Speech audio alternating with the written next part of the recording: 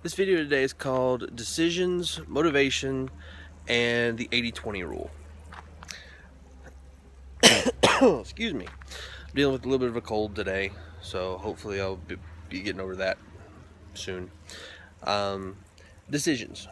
Recently, I did a little bit of research on decisions. The decision-making process. Bugs.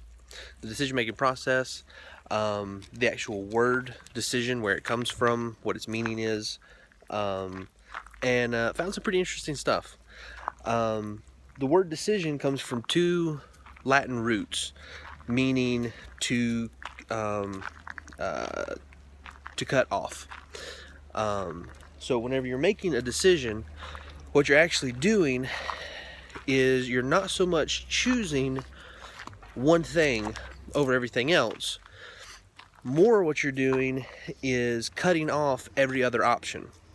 So if you make a decision to work out, to be more healthy, you're cutting off every other choice that is counter to that decision. Along with that comes the next thing. Along with that would be motivation. I've been going through a course online, and I'll put a link to it in the description. The guy's name is Ty Lopez. The course is called the 67 Steps. And basically what it does is it helps you to kind of rework your mental framework to a point where you can actually look at things more objectively, and see things for the way they truly are. In that course, he talks about this system that he's devised called PACE, P-A-S-E. I won't go into too much detail about it, but basically it talks about the 4 different ways people are motivated. People are motivated by planning, action,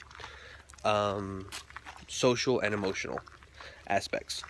Everybody is a combination of all 4 of those, but you definitely have a primary and a secondary for sure. The idea is to work on the ones that you're weaker in, so that you can both be motivated by other aspects as well as figure out how other people are motivated.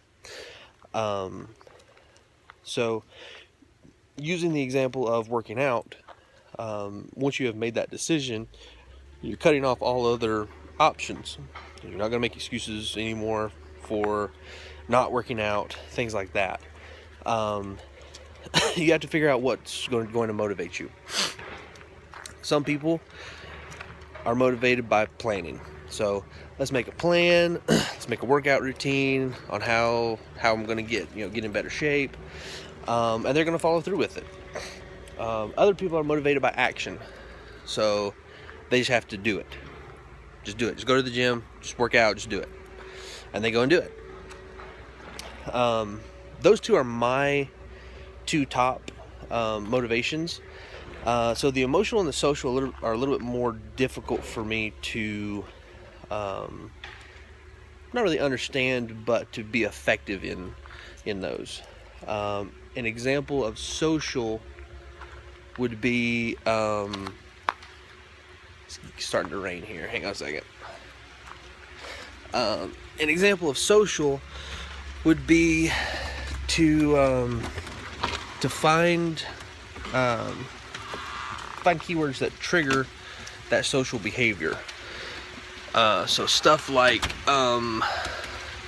if you were to say, to get a friend involved with you, hey, let's go to the gym and work out.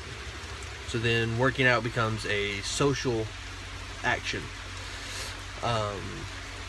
Then an example of emotional would be something to the effect of figuring out how you'll feel going to the gym, after you've gone to the gym, and after you start to see some results, and focusing on that being your motivation. So that leads me to the last point of this, is the 80-20 rule. I'm sure some of you have heard about this before, but basically what the 80-20 rule says is, let me make sure I get this right. What is the 20% you can do to create the 80% results? So you don't need to go, 100% full blast, although you can. But in order to get going, what's going to be the 20% that you can do to gain 80% of the results that you want? So again, going back to the workout example, what is one thing that you can do every single day that's going to give you 80% of the results that you're wanting? I know for me personally, it's going to be cutting out sugar. If I can cut out sugar, that's going to be 80% of what I need to do, because I have a very, very high sweet tooth. I have a mouth full of sweet teeth. So if I just cut out sugar, that's going to be 80% of my results right there is going to be gained from that 20% of that action. The other actions involve choosing to eat better, not just taking stuff out, but putting better stuff in, and also the actual physical activity of working out. So what's 20% you can do to get 80% of the results? That also is not just for starting out, but that's also for if you end up doing a lot of stuff and you start not having time to do a lot of stuff. You can then cut that back and figure out what the 20% is you can do to be more effective in gaining the 80% of the results that you want. So that's pretty much all I got right now. It's starting to rain a little bit more and I'm starting to get wet. So you guys have a great day.